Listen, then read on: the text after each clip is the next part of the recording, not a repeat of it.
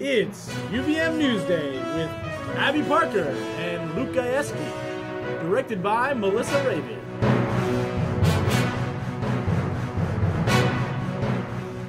Good afternoon, UVM. I'm Luke Gajewski. And I'm Abby Parker. And here's what happened at UVM this week.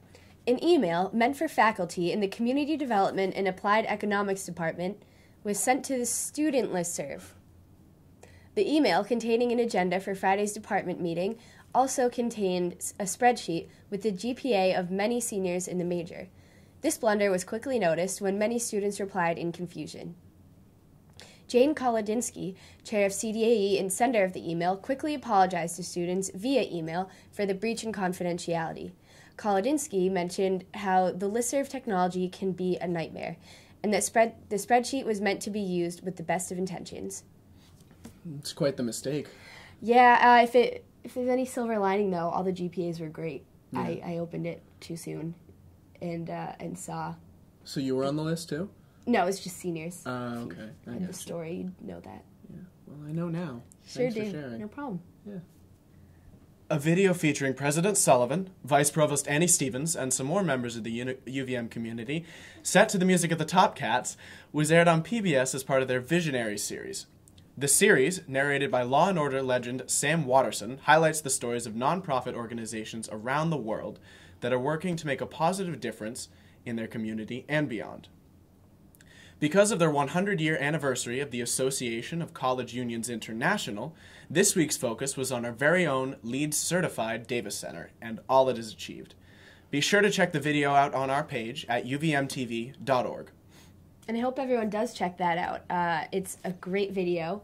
Sam Watterson is a legend, as mentioned, and it makes me proud to be a Catamount. Yeah, absolutely. Yeah. I love the Davis Center. I want to see what they did with it. Yeah, definitely. After great efforts by SGA Senators Roger DeGama and Carolyn Ricardo to save it, the College of Arts and Sciences Dean Antonio Cepeda Benito made the final decision to cut the Portuguese program, and classes will stop being offered next semester. According to sophomore DeGama, Dean Cepeda Benito was less than receptive to his concerns and sought out no student input in the decision. Cepeda Benito explained the cut came from the provost's office request for a smaller budget from the college.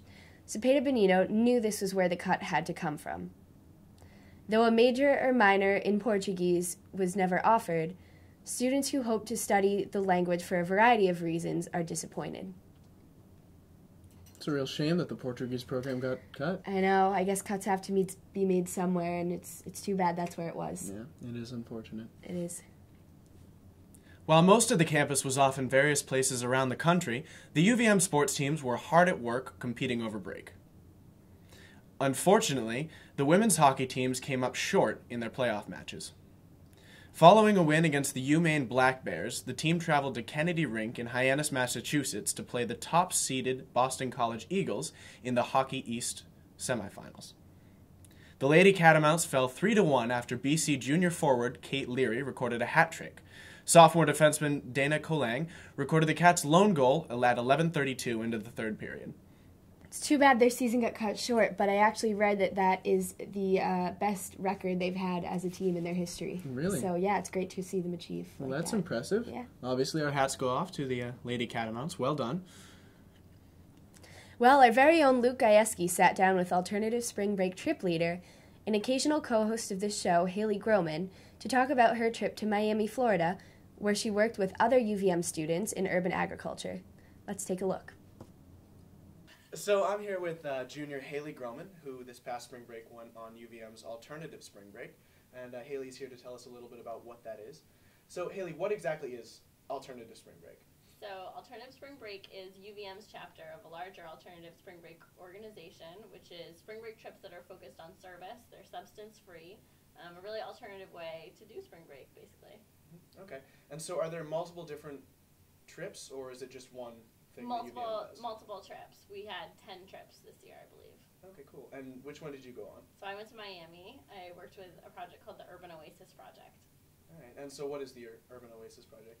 It is an urban agriculture organization located just outside of Miami. It's an urban farm, and they provide fresh fruit and vegetables for the Miami community who are formerly homeless or disadvantaged. Okay.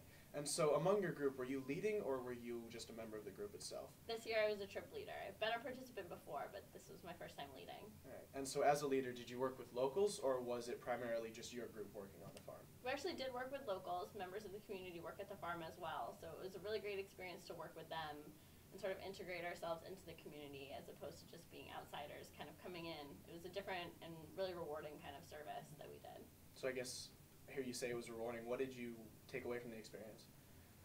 Just how important it is for people to have access to food that they need, and we take for granted here in Vermont. We have such a rich local food system and we have really easy ways to provide for people that don't have the food that they should, and it's not like that everywhere else. So just a renewed commitment. So you had a good time overall? It was great. I would totally recommend ASB to anyone who is interested in service, anyone who likes to do service outside of Vermont and hasn't really had the opportunity to. It's a great experience and it's so fun. Mm-hmm. So if anyone wanted to get involved with ASB this coming spring, how would they go about it? Yes, so the application process for leaders and for participants starts in the fall. It's just a really quick interview and an application. You find out right before the end of the semester if you're on a trip or not, and you spend the whole second semester planning with the rest of your group, so it's really fun. All right, well, thank you very much, Haley, for joining us. We really appreciate it. Thanks for stopping by. Yeah. Well, that's all we have for this week, UVM. We hope you had a great break and stay warm out there.